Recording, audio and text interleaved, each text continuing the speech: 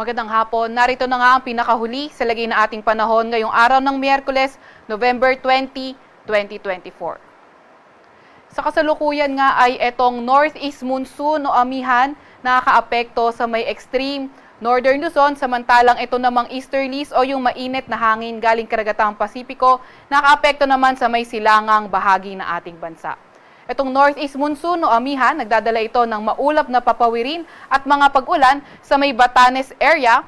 Samantalang yung shearline naman, yung salubungan ng hangin galing northeast at yung mainit na hangin galing silangan, ito naman yung magdadala ng maulap na papawirin, mga kalat-kalat na pag-ulan at mga isolated na mga thunderstorms sa may Babuyan Islands.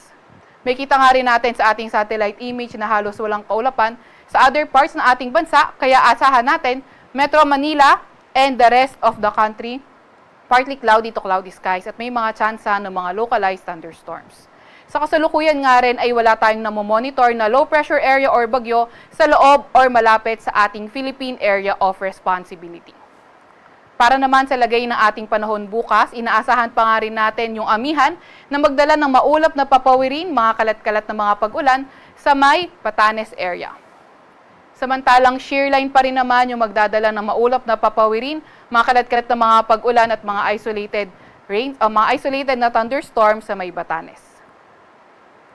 Sa Metro Manila at nalalabing bahagi ng Luzon, partly cloudy to cloudy skies, may mga tsansa pa nga rin ng mga localized thunderstorms.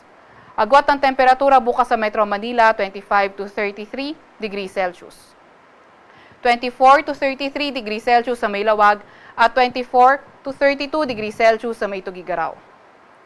16 to 25 degrees Celsius sa Baguio, 24 to 30 degrees Celsius sa may Tagaytay at 26 to 31 degrees Celsius naman sa may Legazpi.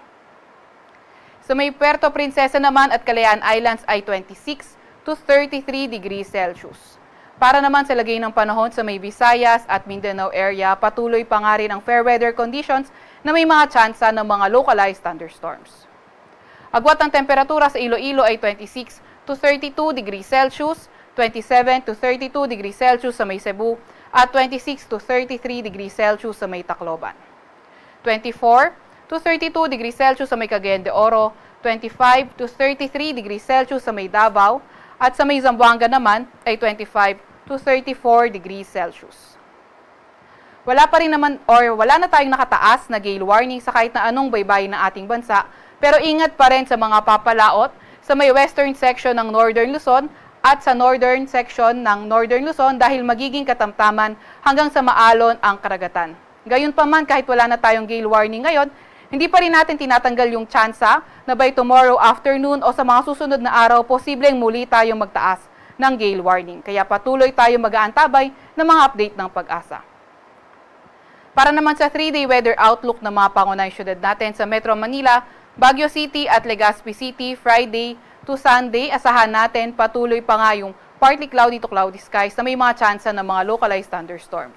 Although sa mga pangunahing syudad, fair weather conditions, asahan naman natin sa may extreme northern Luzon, by Friday ay magpapatuloy pa nga rin yung epekto ng shearline o hindi kaya ng northeast monsoon. By Saturday and also Sunday, posibleng magkaroon ng surge o lumakas yung northeast monsoon, kaya yung shearline posibleng makaapekto na sa may Cagayan area, pati na rin sa mga nearby na mga provinces. Also, hindi nga natin tinatanggal yung possibility ng by Saturday and Sunday, posibleng maging maulan sa may Palawan area. It is caused by ITCZ or Intertropical Convergence Zone. Para naman sa mga pangunahing syudad sa may Visayas, Metro Cebu, Iloilo City at Tacloban City, asahan pa nga rin natin patuloy ang fair weather conditions with chances of localized thunderstorms. Sa Metro Cebu, 32 degrees Celsius ang pinakamataas na temperatura, 25 to 32 degrees Celsius naman agwat ng temperatura sa Iloilo City at sa may Tacloban City ay 26 to 33 degrees Celsius. Para naman sa mga pangunahing syudad sa may Mindanao, sa Metro Davao, Friday and Saturday, epekto ng Intertropical Convergence Zone, kaya magiging maulan at may mga kalat-kalat na pag-ulan, pagkilat, pagkulog. Pagdating naman ng Sunday, improve na yung weather condition sa may Metro Davao. Sa may Cagayan de Oro City naman, Friday to Sunday, fair weather conditions pa rin na may mga tsansa ng mga localized thunderstorms. Sa may Zamboanga City, by Friday, asahan naman natin na patuloy yung magandang panahon, pero pagdating ng Sabado at Linggo, yung ITCZ, Intertropical Convergence Zone, itong ITCZ, yung salubungan ng hangin from Northern at Southern Hemisphere, ito yung magdadala ng mga paulan, may mga kalat-kalat na pag-ulan, pagkidlat, pagkulog, sa may Zamboanga Saturday, Sunday, pati na rin sa may southern portion ng Mindanao. Pinakamataas sa temperatura ay 32 degrees Celsius sa Metro Davao, 24 to 32 degrees Celsius sa may Cagayan de Oro City at 24 to 33 degrees Celsius sa may Zamboanga.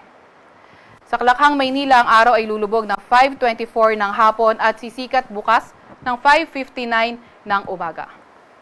Huwag magpapahuli sa update ng Pag-asa. I-follow at i-like ang aming X at Facebook account, DOST_Pag-asa. Mag-subscribe sa aming YouTube channel, DOST-Pag-asa Weather Report. At para sa mas detalyadong impormasyon, bisitahin ang aming website, pag-asa.dost.gov.ph.